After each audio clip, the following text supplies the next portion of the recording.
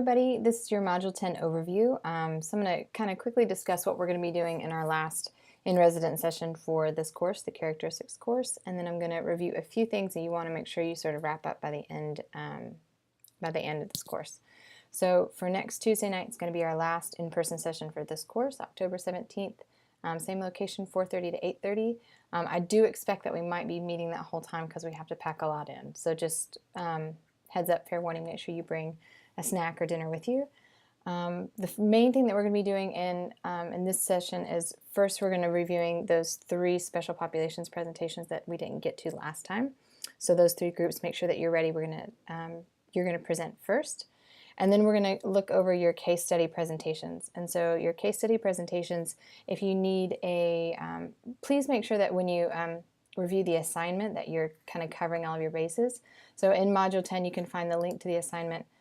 Based on what you've learned about the characteristics of gifted students, I want your case study to include several things. So try to gather a good little review of their test scores, results with a personal interview with the student, what you learned from the interview with one or more teachers of the student, interview with the student's parents and or peer, portfolio and work samples, specific strengths and weaknesses of the student, including any special or affective needs, teaching strategies and educational options best suited for the student, and a summary paragraph describing what you learned about the student, or not just what you learned about the student, but what you've learned from doing the case study assignment.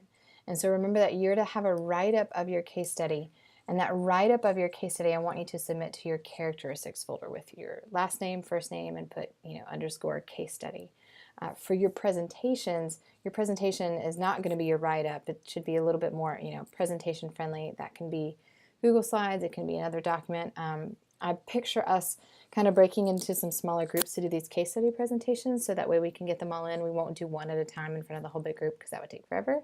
And so make sure that I'm going to assume that probably you're going to just be displaying something on your own personal computer that 2 or 3 people can look at. So that should be big enough. So just kind of giving you heads up with that. If you want to create a poster board, you're welcome to create a poster board if you want to. But anything on your computer should just be fine.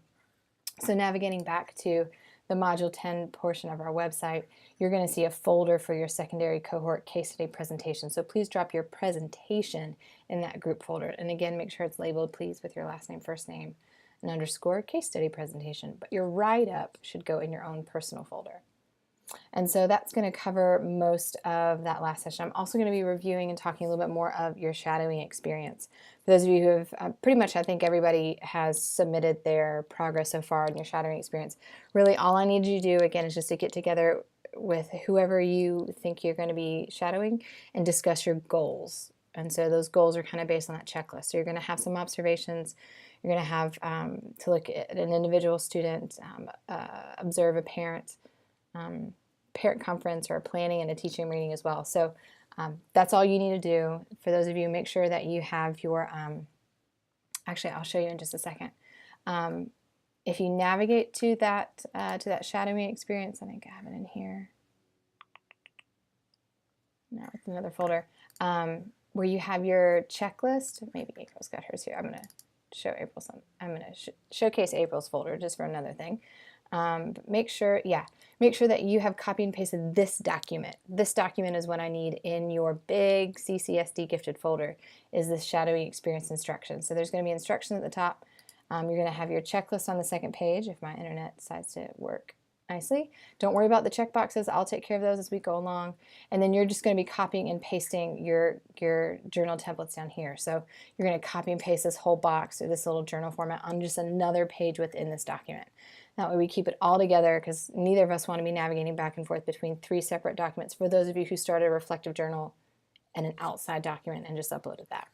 And that kind of piggybacks into what I was going to lead into, is please make sure, if you can, spend this last week as you work on your case study presentations to organize your Google Drive folders. So you need to have your last name, first name, CCSD gifted folder, that big folder, and then you need folders within that. So you need to have a characteristics folder, and in that characteristics folder are all of your assignments that have just pertained to the characteristics class. Please make sure you kind of navigate or you organize them there. Your shadowing experience needs to be out in the open in that big CCSD gifted class or folder, because that's something that we're going to be reviewing and referring back to all year long. Your grades sheet should also still remain out in your big folder, because again, I'm just going to add a new sheet for the next course so you keep all of this together. Now, April here has a folder for her module post where she's probably typing and then pasting into the Google Plus community. You don't have to have that folder, but please make sure that when I open up that CCSD gifted folder, I don't just see a bajillion things that are named a bunch of bajillion different things. It's just because it's much more frustrating to try and navigate to find the assignment that I need to grade. I mean, you're welcome to put additional things in here. Some of you guys have notes or samples of things, which is great, but if you can, stick a folder that's just like miscellaneous or I don't know. But the more pleasant experience I have in finding your document that I need to grade, the more pleasant I am when grading it, right? I mean, I'm sure you guys are all teachers, you know that the hunt for the item is not super fun. And so that's it. Please feel free. Let me know if you have any questions. I look forward to seeing you all on Tuesday. Last minute plug-in to make sure that you've ordered your books for the next course, and you should find those in an email, but I'm pretty sure there's also a document link somewhere on our course information page or within that within one of those modules that links to those. If you have any questions, let me know. I look forward to seeing you. Take care.